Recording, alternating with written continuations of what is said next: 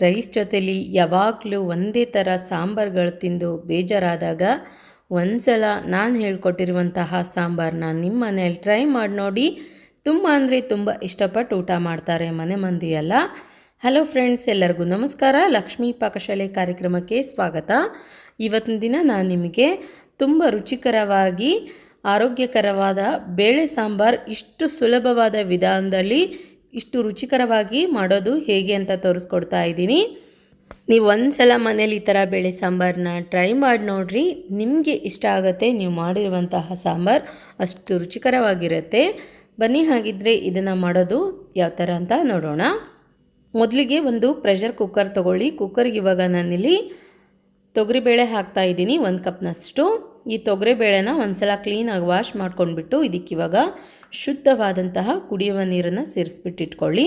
ನಂತರ ಒಂದು ಚಿಟಿಕೆಯಷ್ಟು ಅರಿಶಿನ ಪುಡಿ ಹಾಕ್ಕೊಳ್ಳಿ. ಇದ್ರ ಜೊತೆಗೆ ಅರಿಶಿನ ಪುಡಿ ಸೇರಿಸ್ಕೊಂಡ ನಂತರ ಮತ್ತೆ ಒಂದು ಸಲ ಇದನ್ನು ಚೆನ್ನಾಗಿ ಮಿಕ್ಸ್ ಮಾಡ್ಕೊಳ್ಬೇಕು. ನೀರು, ಬೇಳೆ, ಅರಿಶಿನ ಪುಡಿ ಅಷ್ಟೇ ಹಾಕಿದ್ದೀನಿ ಇಲ್ಲಿ ನಾನು. ಇದನ್ನ ಇವಾಗ ಮೇಲ್ಗಡೆ ಮುಚ್ಚಿಬಿಟ್ಟು ಒಂದು 3 ವಿಸಿಲ್ ಕೂಗಿಸ್ಕೊಳ್ಳೋಣ. ಓಕೆ, ಇವಾಗ ಒಂದು 3 ವಿಸಿಲ್ಸ್ ಕಂಪ್ಲೀಟಾಗಿ ಆಗಿದೆ. ನಾವು ಹಾಕಿರುವಂತಹ ತೊಗರಿಬೇಳೆ ಇಲ್ಲಿ ಚೆನ್ನಾಗಿ ಬೆಂದಿದೆ. ಇದನ್ನಿವಾಗ ಚೆನ್ನಾಗಿ ಮ್ಯಾಶ್ ಮಾಡ್ಕೊಳ್ಬೇಕು. ಮನೇಲಿ ಫ್ರೆಂಡ್ಸ್ ಬೇಳೆ ಮಸಿಯೋದು ಕಟ್ಟಿಗೆ ಇರುತ್ತಲ್ವ, ಅದರಿಂದ ಕೂಡ ಮಸಿದ್ಕೊಳ್ಳಿ. ಅಥವಾ ತುಂಬ ಸಾಫ್ಟ್ ಆಗಿತ್ತಂದರೆ ಈ ಥರ ಚೌಟಿಂದನೂ ಕೂಡ ಮಸಿದ್ಕೊಳ್ಬೋದು ನೀವು. ನೋಡಿ, ಇವಾಗ ನಾನಿಲ್ಲಿ ಬೇಳೆನ ಚೆನ್ನಾಗಿ ಮಸಿತಾ ಇದ್ದೀನಿ.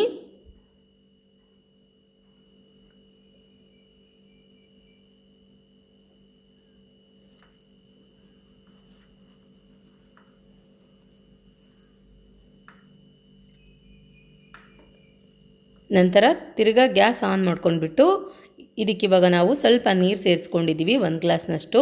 ಇದ್ರ ಜೊತೇಲಿ ಇವಾಗ ಸಾಮಗ್ರಿಗಳನ್ನೆಲ್ಲ ಸೇರಿಸ್ಕೊಳ್ಳೋಣ. ಮೊದಲಿಗೆ ನಾನಿಲ್ಲಿ ನುಗ್ಗೆಕಾಯಿ ಹಾಕ್ಕೊಳ್ತಾ ಇದ್ದೀನಿ. ನುಗ್ಗೆಕಾಯಿ ನಿಮ್ಮ ಮನೇಲಿ ಎಷ್ಟು ಜನ ಇದ್ದೀರಾ ಸೊ ನೋಡ್ಕೊಂಡ್ಬಿಟ್ಟು ಹಾಕ್ಕೊಳ್ಳಿ.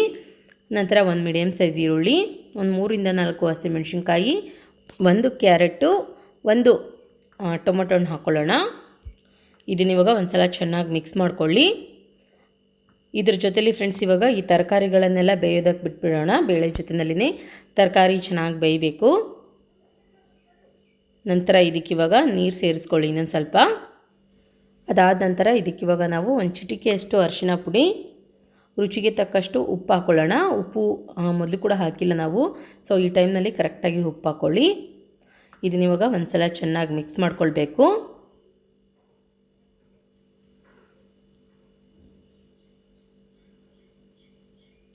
ಇದನ್ನಿವಾಗ ಚೆನ್ನಾಗಿ ಕುದಿಯೋದಕ್ಕೆ ಬಿಟ್ಬಿಡಿ. ಒಂದು 8ರಿಂದ 10 ನಿಮಿಷಗಳಲ್ಲಿ ಪರ್ಫೆಕ್ಟಾಗಿ ನಾವು ಹಾಕಿರುವಂತಹ ಟೊಮೊಟೊ, ನುಗ್ಗೆಕಾಯಿ ಎಲ್ಲ ಚೆನ್ನಾಗಿ ಸಾಫ್ಟಾಗಿ ಬೆಂದಿರುತ್ತೆ.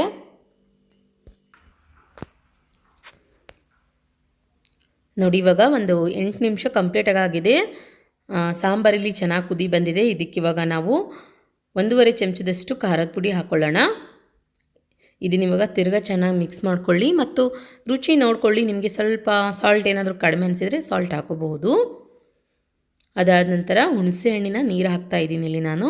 ಹುಣಸೆ ಹಣ್ಣನ್ನ ಚೆನ್ನಾಗಿ ನೆನೆಸ್ಬಿಟ್ಟು ಕಿವುಚ್ಬಿಟ್ಟು ಹಿಂಡಿ ಹಾಕ್ತಾ ಇರೋದು. ಹುಣಸೆ ಹಣ್ಣಿನ ರಸ ಹಾಕಿದ ತಕ್ಷಣ ನೋಡಿ ಮತ್ತೆ ಒಂದು 2ರಿಂದ 3 ನಿಮಿಷ ಕುದಿಸ್ಕೊಳ್ಳೋಣ. ಓಕೆ, ಇವಾಗ ಒಂದು 3 ನಿಮಿಷ ಕಂಪ್ಲೀಟಾಗಿ ಆಗಿದೆ. ನುಗ್ಗೆಕಾಯಿ ಫ್ರೆಂಡ್ಸ್ ಇಲ್ಲಿ ಚೆನ್ನಾಗಿ ಬೆಂದಿದೆ. ಇದಕ್ಕಿವಾಗ ನಾವು ಒಗ್ಗರಣೆ ರೆಡಿ ಮಾಡ್ಕೊಳ್ಳೋಣ. ನೋಡಿ, ತರಕಾರಿನ ಚೆಕ್ ಮಾಡ್ಕೊಳ್ಳಿ. ಈ ಥರ ಚೆನ್ನಾಗಿ ಬೆಂದಿದೆ ಅಂತಂದರೆ ಮಾತ್ರ ಒಗ್ಗರಣೆ ಹಾಕ್ಕೊಳ್ಳಿ. ಗ್ಯಾಸ್ ಆನ್ ಮಾಡ್ಕೊಂಡ್ಬಿಟ್ಟು ಒಂದು ಪಾತ್ರೆ ಇಟ್ಕೊಳ್ಳಿ. ಪಾತ್ರೆಯಲ್ಲಿ ಎಣ್ಣೆ ಹಾಕ್ಕೊಳ್ಳೋಣ.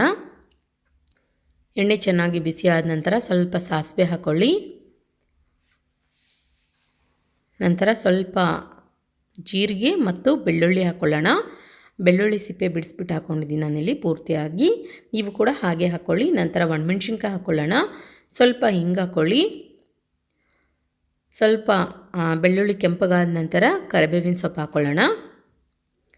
ನೋಡಿ, ಇವಾಗ ಒಗ್ಗರಣೆಯಲ್ಲಿ ರೆಡಿಯಾಗಿದೆ. ಇದಕ್ಕಿವಾಗ ನಾವು ರೆಡಿ ಮಾಡಿದಂತಹ ಸಾಂಬಾರನ್ನ ಹಾಕ್ಕೊಳ್ಳೋಣ.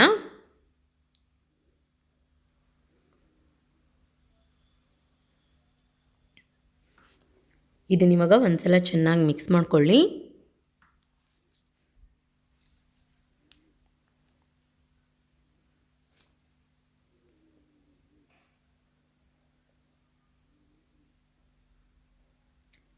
ಓಕೆ ನೋಡಿ ಫ್ರೆಂಡ್ಸ್, ಇವಾಗ ಪರ್ಫೆಕ್ಟಾಗಿರೋ ನುಗ್ಗೆಕಾಯಿ ಸಾಂಬಾರು ರೆಡಿಯಾಗಿದೆ. ಇದಕ್ಕೆ ಇವಾಗ ಬೆಲ್ಲ ಹಾಕ್ಕೊಳ್ಳಿ, 1 ಚಮಚದಷ್ಟು. ಕೊನೆಯದಾಗಿ ನೋಡಿದ್ರಲ್ಲ ಯಾವ ಥರ ನಾವು ತುಂಬ ಈಸಿಯಾಗಿ ಟೇಸ್ಟಿಯಾಗಿ ಬೇಳೆ ಸಾಂಬಾರನ್ನ ಮಾಡ್ಕೊಳ್ಳೋದಂತ.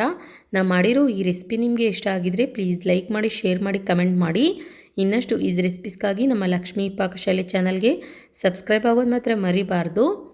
ಹಲೋ ಫ್ರೆಂಡ್ಸ್, ಎಲ್ಲರಿಗೂ ನಮಸ್ಕಾರ. ಲಕ್ಷ್ಮೀ ಪಾಕಶಾಲೆ ಕಾರ್ಯಕ್ರಮಕ್ಕೆ ಸ್ವಾಗತ.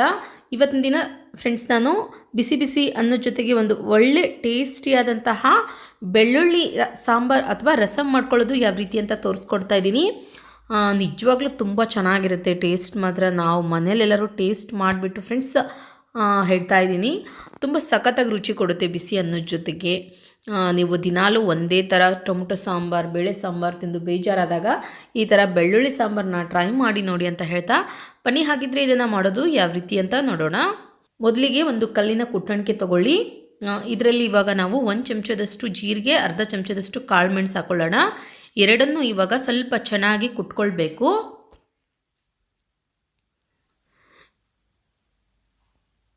ನೋಡಿ, ಈ ರೀತಿಯಾಗಿ ಕುಟ್ಟಿದ ನಂತರ ಇದಕ್ಕೆ ಇವಾಗ ನಾವು ಬೆಳ್ಳುಳ್ಳಿ ಸೇರಿಸ್ಕೊಳ್ಳೋಣ. ಒಂದು 8ರಿಂದ 10 ಬೆಳ್ಳುಳ್ಳಿ ಹಾಕ್ಕೊಳ್ಳಿ. ಬೆಳ್ಳುಳ್ಳಿ ಸೇರಿಸ್ಕೊಂಡ ನಂತರ ತಿರ್ಗಾ ಒಂದ್ಸಲ ಚೆನ್ನಾಗಿದೆನ ಮತ್ತೆ ಕುಟ್ಕೊಳ್ಳೋಣ. ಬೆಳ್ಳುಳ್ಳಿ ಸ್ವಲ್ಪ ಮಸಾಲೆ ಜೊತೆಯಲ್ಲಿ ಚೆನ್ನಾಗಿ ಬೆರಿಬೇಕದು.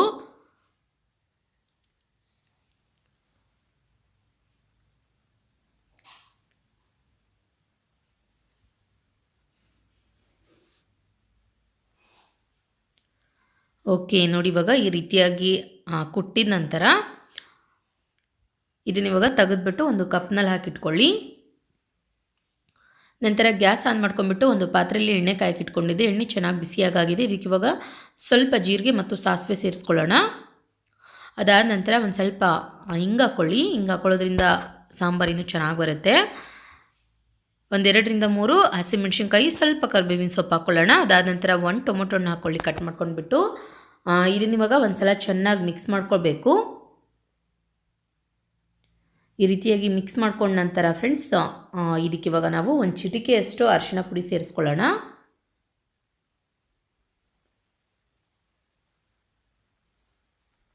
ಮತ್ತೆ ಒಂದು ಸಲ ಚೆನ್ನಾಗಿ ಮಿಕ್ಸ್ ಮಾಡ್ಕೊಳ್ಳಿ.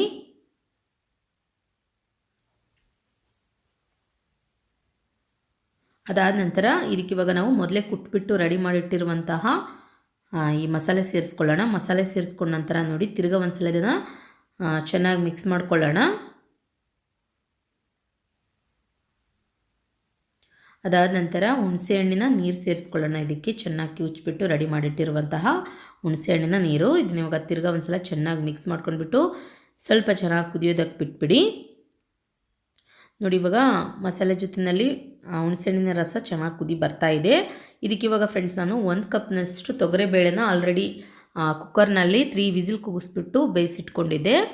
ಬೇಯಿಸಿರುವಂತಹ ತೊಗರಿಬೇಳೆ ಮಿಶ್ರಣ ಸೇರಿಸ್ಕೊಳ್ಳೋಣ.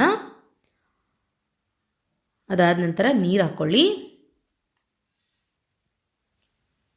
ನೀರು ಸ್ವಲ್ಪ ಜಾಸ್ತಿನೇ ಹಾಕ್ಕೊಳ್ಬೇಕು, ಯಾಕಂದರೆ ಇದು ನಮಗೆ ರಸಮ್ ಟೈಪ್ ಬೇಕಾಗಿರೋದ್ರಿಂದ ತುಂಬ ತಿಳಿಯಾಗಿರುತ್ತೆ ಸಾಂಬಾರು. ಇದನ್ನ ಇವಾಗ ಒಂದು ಸಲ ಚೆನ್ನಾಗಿ ಮಿಕ್ಸ್ ಮಾಡ್ಕೊಳ್ಳಿ.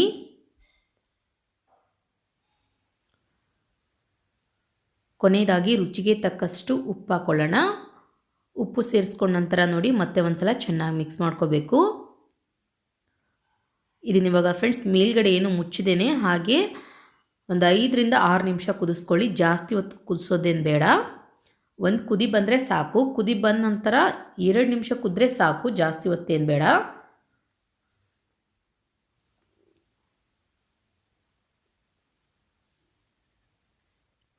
ಓಕೆ ನೋಡಿ, ಇವಾಗ ಪರ್ಫೆಕ್ಟಾಗಿ ಇಲ್ಲಿ ರಸಮ್ ಕುದಿ ಬರ್ತಾ ಇದೆ. ತುಂಬ ಚೆನ್ನಾಗಿ ರೆಡಿಯಾಗಿದೆ.